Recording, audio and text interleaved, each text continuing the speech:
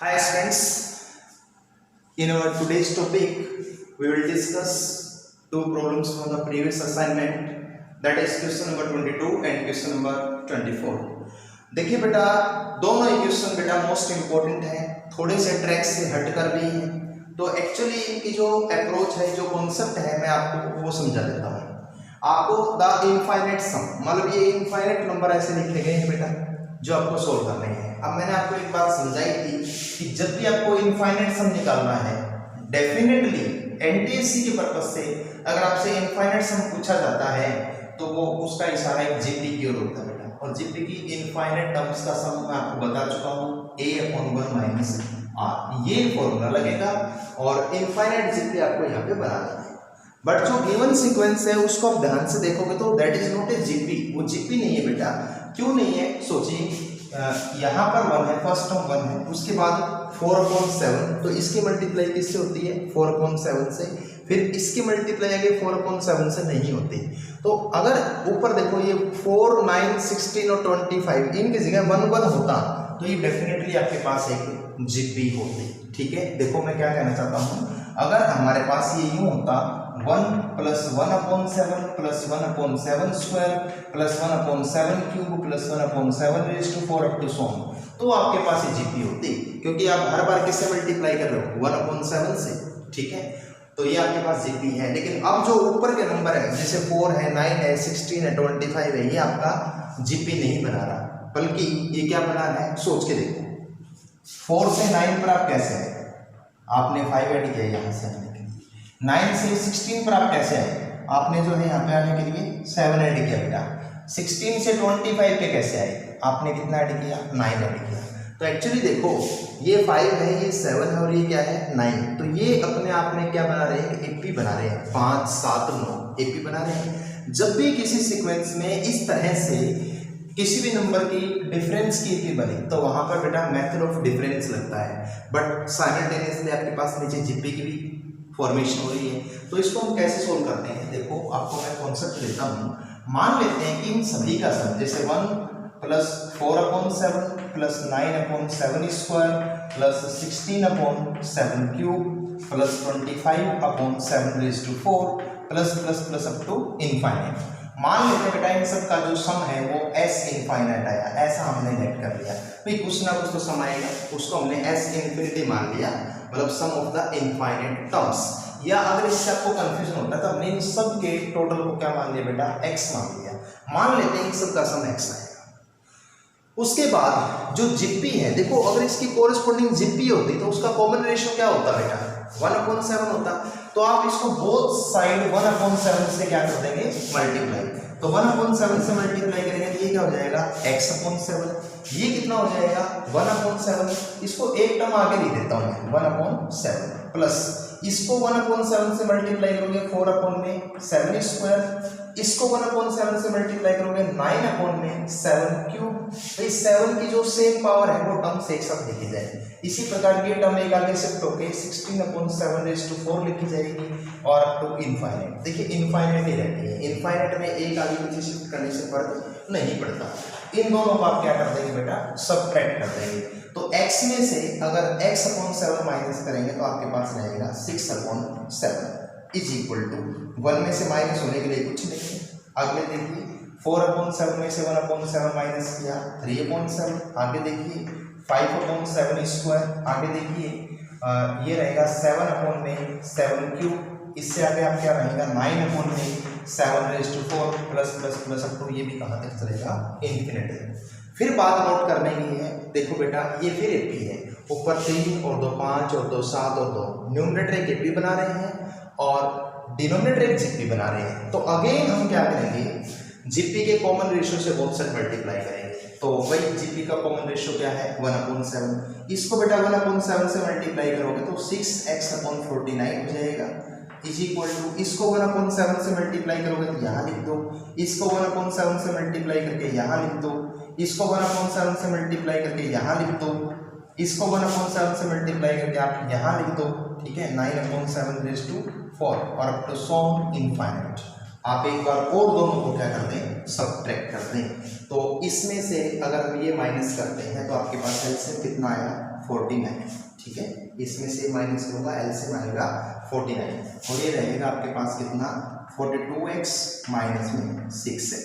LCM लेने के बाद आप सोल्व करते हो तो 42x minus 6x is equal to, यहाँ पे देखिए 1 plus 2/7 plus 2/7 square plus 2/7 cube plus 2 ये आपके पास बेटा कंफ्यूजन है, ये टर्म आ गए हैं, यहाँ 7 है, ठीक है। 7 इसको 1/7 से मल्टीप्लाई किया, ये टर्म यहाँ लिख जाएगी, तो ये भी क्या है 2/7 raise to 4 plus up to सॉन इनफाइनाइट।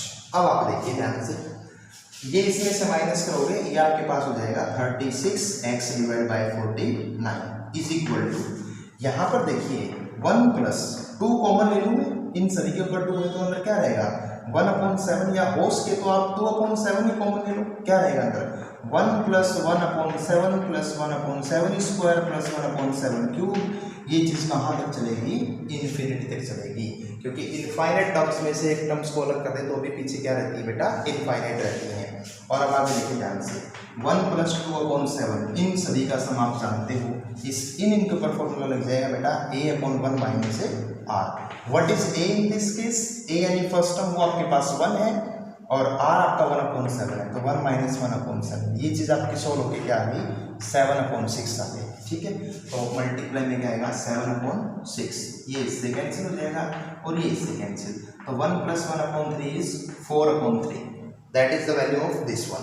आपको वैल्यू निकालनी है इसकी बेटा x की, तो x की वैल्यू निकाल कर क्या आएगी 4/3 मल्टीप्लाई में 49/36, कैंसिल कर दीजिए, सो दिस इज 49/27, ये आपका आंसर होगा बेटा, ये आपका ऑप्शन होगा। नेक्स्ट आपका क्वेश्चन था बेटा 24, जो काफी बच्चों के डाउट थी, कुछ एक बच्चों को समझ में नहीं आया, ठीक है। बहुत अच्छा क्वेश्चन है।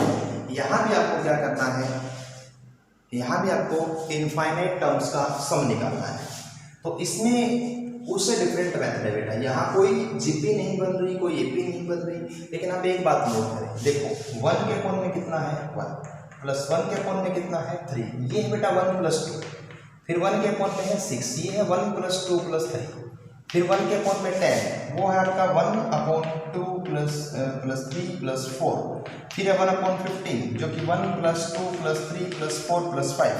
तो आप क्या देख रहे हैं, आप नोट कीजिए, ये आपके पास बेटा फर्स्ट टर्म है इसकी, ये आपके पास क्या है सेकंड टर्म, ये आपके पास क्या है थर्ड टर्म, ये आपके पास क्या है फोर्थ टर्म, ये आपके पास क्या है फिफ्थ टर्म। तो कोई भी टर्म लिख रहे हैं ऊपर तो सभी के 1 है, सेकंड टर्म में है पहले 2 नेचुरल नंबर का सम, थर्ड टर्म में है पहले 3 नेचुरल नंबर का सम, फोर्थ टर्म में है पहले 4 नेचुरल नंबर का सम और फिफ्थ टर्म में है पहले 5 नेचुरल नंबर का सम। तो यहाँ से एक आइडिया हमें मिलता है, हम ये कह सकते हैं कि इसकी जो nth टर्म है वो 1/1 plus 2 plus 3 plus 2 n। nth term में क्या रहेगा ऊपर 1 और नीचे पहले n नेचुरल नंबर का सम। और ये बात आप सब बच्चे जानते हैं बेटा, ये एक AP है, AP के n टर्म्स का सम निकालोगे तो ये आएगा n into n plus 1 divide by 2, वो 2 आपका ऊपर आ जाएगा। तो nth टर्म इसकी इस फॉर्म की है बेटा, ठीक है, इस फॉर्म में आप करोगे आपको nth टर्म मिलेगी, कोई भी टर्म इससे कैलकुलेट करो एग्जैक्ट आएगी। अब ये भी मैंने आपको शायद समझाया था, नहीं समझा तो फिर देख लो, 2 तो बाहर रख लो। क्या होता है जो 1/n इंटू n प्लस 1 है, ये जो 1/n इंटू n प्लस 1 है, ये बेसिकली बेटा 1/n माइनस 1/n प्लस 1 है। सोल्व करके देखिए, ठीक है। कंटिन्यूअस अगर लीनियर प्रोडक्ट है तो 1/n में जो छोटा फैक्टर है माइनस 1/n में जो बड़ा फैक्टर है, इसको सोल्व करने पर वापस यही मिलेगा। तो आप इसको लिख लो 1/n माइनस 1/n प्लस 1। सो आपने क्या गेन किया, आपके पास nth टर्म जो आई वो आई 2 times of 1/n minus 1/n plus 1, right है।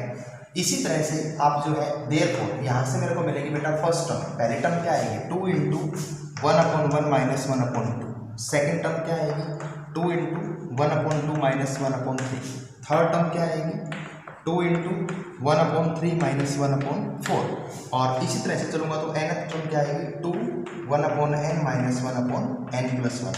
अब जरा इन सबको ऐड कीजिए, अगर मैं इन सारी टर्म्स को ऐड कर दूँ तो t1 plus t2 plus t3 up two plus tn, और पहले n टर्म्स के सम को हम लोग क्या बोलते हैं Sn इज इक्वल टू, इन सबको ऐड करूंगा ना बेटा, यहाँ तक ऐड कर रहा हूँ मैं, तो 2 सब में से क्या जाएगा कॉमन, 2 आपने कॉमन ले लिया, उसके बाद आप इन सभी को ऐड करोगे तो देखिए ये माइनस हाफ है, इससे प्लस हाफ कैंसिल, -1/3 से +1/3 कैंसिल। तो क्या हो रहा है, इसकी अगली टर्म से अगली का पहला फैक्टर कैंसिल हो रहा है, इसके अगले फैक्टर से अगले टर्म का पहला फैक्टर कैंसिल हो रहा है।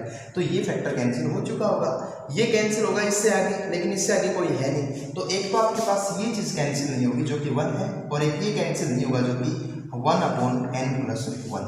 को डाउट इसमें किसी प्रकार का? यहाँ तक आप इसको सोल्व कर सकते हो। उसके बाद आपको चाहिए बेटा सम ऑफ इनफाइनाइट टर्म्स। आपको कितने टर्म्स का? हमें n टर्म्स का सम नहीं चाहिए, हमें चाहिए बेटा इनफाइनाइट टर्म्स का सम। तो n के स्थान पर क्या रख देंगे? इनफाइनाइट। तो देखो क्या आएगा, 2 × 1 - 1 इनफाइनाइट + 1 कितना होगा? इनफाइनाइट। और 1 इनफाइनाइट को हम क्या बोलते हैं? 0। 1 के अपन में बहुत बड़ी वैल्यू है, यानी कि नेग्लिजिबल है, ये 0 है। तो 1 - 0 क्या आएगा? 1, और मल्टीप्लाई में क्या है? 2। तो इसका सम आपके पास क्या आएगा बेटा? 2 आएगा।